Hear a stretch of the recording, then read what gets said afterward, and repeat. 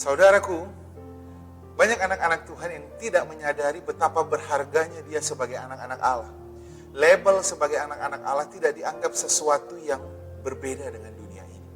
Padahal firman Tuhan katakan bahwa kamu adalah ciptaan yang baru, yang lama sudah berlalu, yang baru sudah datang. Pertama kali Yesus disebut sebagai anak Allah ketika Roh Kudus turun ke atasnya di Sungai Yordan ketika dia dibaptis oleh Yohanes.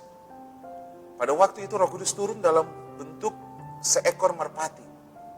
Dan pada waktu Yesus dipenuhi oleh Roh Kudus, itulah pertama kali Bapa memanggil dia sebagai anak Allah. Itu juga yang terjadi kepada saudara dan saya.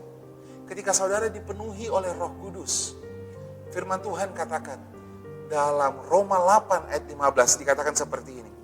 Sebab kamu tidak lagi menerima roh perbudakan yang membuat kamu menjadi takut, tapi kamu telah menerima roh yang menjadikan kamu apa? Anak Allah. Oleh roh itu kita berseru, Aba ya Bapa. Status kita sekarang sama seperti Yesus, saudara. Anak Allah. Wow, ini keren banget.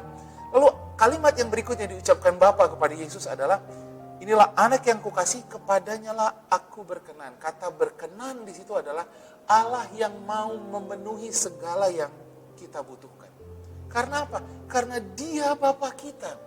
Sebagai seorang Bapa, kita pasti mengerti bahwa Bapa lah yang lebih ingin memenuhi segala kebutuhan anaknya.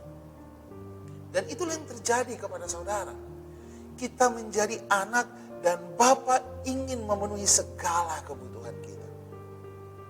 Tahukah saudara bahwa posisi kita sebagai anak Allah itu adalah posisi yang sebenarnya dahulu kala pernah diincar oleh iblis.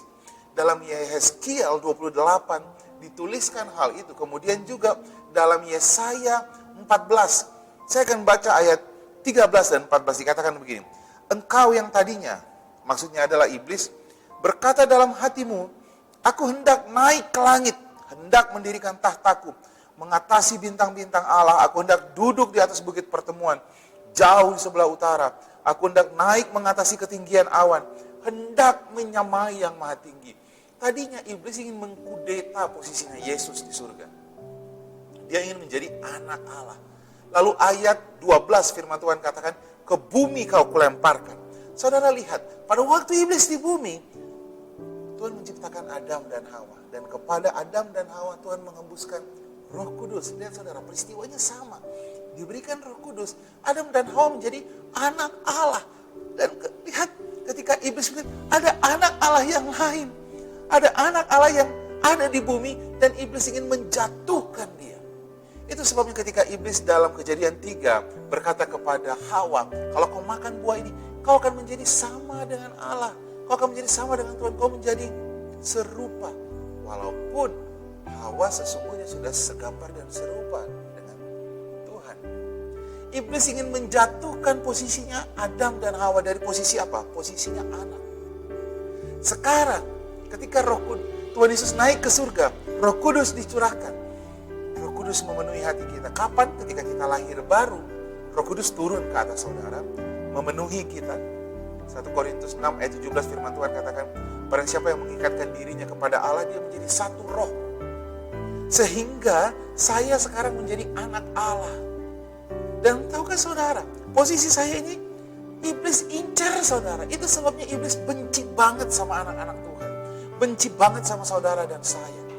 Itu sebabnya dalam Wahyu 12 ayat 10 dia mendakwa engkau siang dan malam. Kenapa iblis mendakwa kita siang dan malam? Supaya kita jatuh dari posisi anak Allah. Kita merasa tidak layak. Kita merasa dihakimi, terdakwa dan kita bilang, aku tidak layak untuk sehat. Padahal Bapa mau kamu sehat. Kan firman Tuhan yang berkata, kepadamulah aku berkenan. Tuhan berkenan menyembuhkan saudara. Tapi banyak anak Tuhan yang berkata, aku layak untuk sakit karena aku orang berdosa.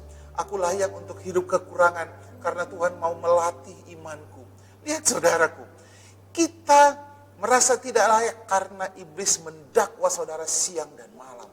Sehingga posisi kita merasa turun dari posisi anak Allah, turun menjadi hamba. Saudaraku, sadarilah betapa berharganya hidupmu saat ini. Betapa mulianya engkau sebagai anak-anak Allah.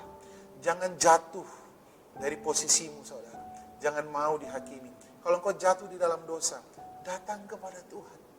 Dia akan memulihkan engkau. Firman Tuhan katakan, mari datang kepadaku yang letih lesu, aku akan memberikan kelegaan kepada engkau. Tuhan memberkati kita.